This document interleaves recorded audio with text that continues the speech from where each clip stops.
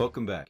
In this session, we'll be touching upon Class G airspace, which is uncontrolled, non-regulated, and we'll touch upon wilderness and national park areas.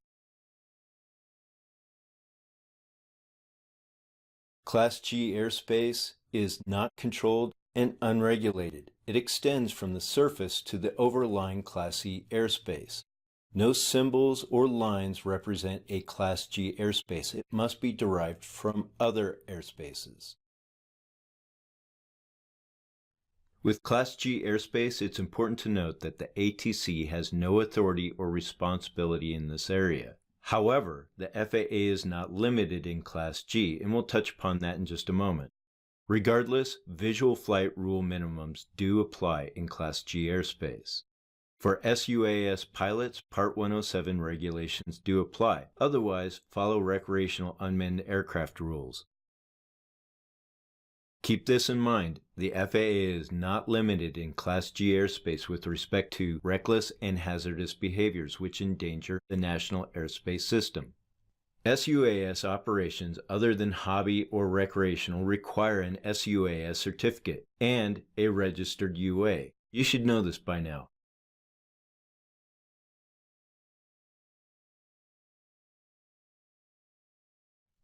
Okay, let's get started with understanding Class G airspace as it's derived from Class E symbols. Here we can see that the surface is up to but not including 700 feet AGL. And for these next two, it is the surface up to but not including 1200 feet AGL. And of course, this is the no-fly zone. Let's take a look at the example of the Terlingua Airport.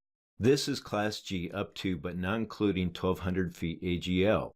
There are no transition area symbols. There are no indicators of Class B, C, D, or E airspace. The lack of airspace symbols tells us that it is Class G up to 1200 feet AGL. All right, one more Class G airspace example that is derived from Class E symbols. Here we can say that it is up to but not including 1200 feet AGL because of the blue vignette. And here we can say that it is up to but not including higher altitude floors such as 14,500 feet MSL. As a pilot, you need to do your due diligence. You need to do your research and find out where you can fly.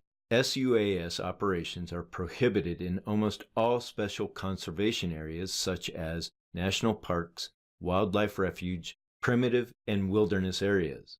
In this graphic, you can identify two areas, Kachina Peaks Wilderness Area and also Sunset Crater Volcano National Monument.